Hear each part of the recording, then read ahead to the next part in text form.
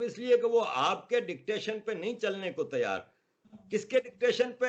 उन वर्दी वालों पे जिनको हम तनख्वाह देते हैं, जो कॉन्स्टिट्यूशन की सुबह से शाम माँ बहन एक करते हैं, जिन्होंने बलात्कार किया इस कॉन्स्टिट्यूशन का, उनसे हम डिक्टेशन लें। जिस दिन इस पाकिस्तान में इंसानों की हुकूमत आ जाएगी, महज़ीब हुकूमत आ जाएगी, ये बाजवे पाजवे सारे वर्दी वालों को लटकाया जाएगा अदालतों के जरिए। इन लोगों ने क्राइम्स अगेंस्ट ह्यूमैनिटी किए हैं, पाकिस्तानियों को मारे हैं। मुझे बताएं दुनिया में एक हिस्ट्री में आर्मी जो अपने ही बंदों का कत्लेआम करे। बलोचिस्तान में मिसिंग पर्सन इतने हैं, केपीके में मिसिंग पर्सन इतने हैं, क्वाटा में हैं, सिंध में हैं, अर्बन सिंध में हैं, कहां नहीं है? क्यों भाई? आपको हम तनख्वाह देते हैं, जाएं इंडिया से लड़ें और आजाद कराएं कश्मीर को। इसके लिए वो आपसे नहीं होता। वहां पे 93,000 पतलूने लटका के आ जाते हो और हमारे ठेकेदार बनते हैं। तो इन फौजियों को तो हम निपटना जानते हैं। कब तक चलेगा ये मामला? नहीं चलने वाला। ज्यादा कंगले हो गए, इनके पास तनख्वाहें देने के लिए पैसे नहीं है, भीखे नहीं मिल रही। अब इनको पता चलेगा, बहुत कम अरसा रह गया इनके पास। दुनिया कब तक खामोश रहेगी, ये आप देखिएगा। लेकिन सर सब लोग, जैसे अगर इवन हम भारत की भी बात करें, तो वो तो अपनी फौज की अगर कोई कमजोरी हो भी तो उसको छुपाते हैं, बहुत सपोर्ट करते हैं कि जी अगर हम, वो कहते हैं अगर हमारी फौज ना होती तो हम इतने मजबूत ना होते।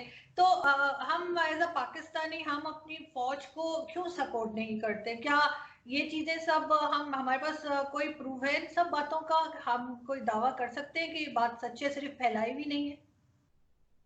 देखें, इंडिया की आर्मी कोई अस्करी सीमेंट नहीं चलाती, कोई शादी हॉल नहीं चलाती, कोई जमीनों पे कब्जे नहीं करती, कोई डीएचए नहीं बनाती, कोई बहरिया टाउन बना के एक दुनिया के करप्ट तरीन जाहिल तरीन इंसान को मलिक रियाज बना के पाकिस्तान का अमीर तरीन आदमी नहीं बनाती भारतीय फौज। भारत की फौज को मैं सलाम करता हूं सिर्फ एक बात पे, कि वो अपने कॉन्स्टिट्यूशन, अपनी पॉलिटिकल लीडरशिप के ऑर्डर्स को फॉलो करती है। हमारी आर्मी तो बेगैरत है। हमारी आर्मी को हम सपोर्ट करेंगे जिसने हमारे अपने भाइयों को मारा है। बांग्लादेश का जेनोसाइड आपको याद होगा, या इसको आप डिनाई करेंगी? क्या वहां पे बंगाली औरतों का जो बलात्कार हुआ है, या जो पाकिस्तानी नहीं थी? किस बुनियाद पर उनका? जिसपे मर्जी आई रॉ का ठप्पा लगा दिया कि जी रॉ एजेंट है, उन पर ऑपरेशन करेंगे। साले तुम अमेरिकन एजेंट हो, सारी जिंदगी अमेरिका की गुलामी की है। जिसने उसामा बिन लादेन को पकड़ाया था, कर्नल इकबाल सईद, उसके घर की वीडियो कल रात वायरल हो रही है, जिसमें है वतन के सजीले जवानों गाना गा रही है। और ये जितने कर्नल पर्नल सारे भागे हुए अमेरिका में अय्याशी की जिंदगी गुजार रहे हैं, हाथ में विस्की के गिलास पकड़े हुए हैं। ये फौज की हम इज्जत करें? ये बाजवे की, ये शरीफ की, ये राहिल शरीफ जो इतनी बड़ी बड़ी बातें करता रहा, 1 अरब 26 करोड़ रुपए की जमीन दी है इसको, क्या इसकी खिदमत है सिवाय लूटने के, सिवाय 7 स्टार फोर्सेस के? और दुनिया की पहली आर्मी है जिसका आर्मी चीफ रिटायर होता है, दूसरे दिन किसी और मुल्क की नौकरी करने चला जाता है। इतना स्ट्रेटेजिक पोजीशन होती है। जिसका आईएसआई चीफ पाशा शेखों के जूते चाट रहा है।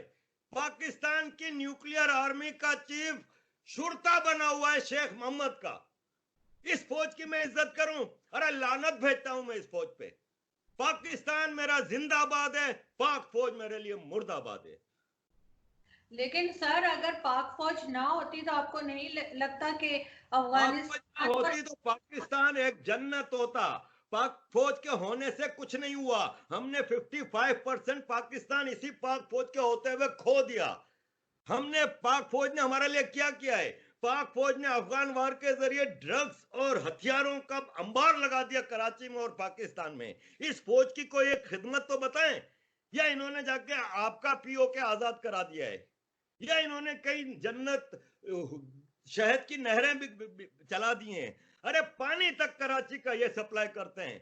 ये बेगैरत करबला वाले यजीद से बड़े काफिर हैं। सर इनके आज भी मैं एक टॉक शो देख रही थी, रिपब्लिक भारत पे, तो उसमें उनके, मुझे नहीं पता अपोजिशन के थे या कोई एनालिस्ट थे, ये मैं, मुझे नहीं समझ आई, लेकिन कोई थे जो ये कह रहे थे कि सारी दुनिया चाइना के साथ खड़ी है और भारत अकेला है। तो उस पे खैर दूसरी साइड जो लोग थे वो इस बात से एग्री नहीं कर रहे थे। तो आपको लगता है कि सब लोग चाइना के साथ हैं, भारत के साथ ऐसा कोई नहीं खड़ा हुआ? सिवाय पाकिस्तान के किसने बयान दिया है कि मैं चाइना के साथ खड़ा हूं? व्लादिमीर पुतिन ने तस्वीर लगाई है, आई स्टैंड विथ इंडिया। सबने, ट्रंप ने भी तस्वीर लगाई, I stand with India. European union ने क्लियर कट मैसेज दिया है कि we stand with India.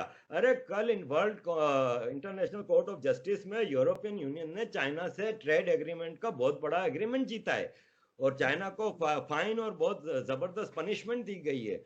European union stand करती है इंडिया के साथ। अमेरिका, ऑस्ट्रेलिया, कनाडा, अरब कंट्रीज आप देखिएगा स्टैंड करेंगे चाइना के साथ, क्योंकि अरब इस वक्त चाइना को नाराज नहीं कर रहे, इसलिए क्लियर कट कोई बात नहीं कर रहे। लेकिन अगर ऐसी कोई सिचुएशन आई तो Arab is standing with USA and India.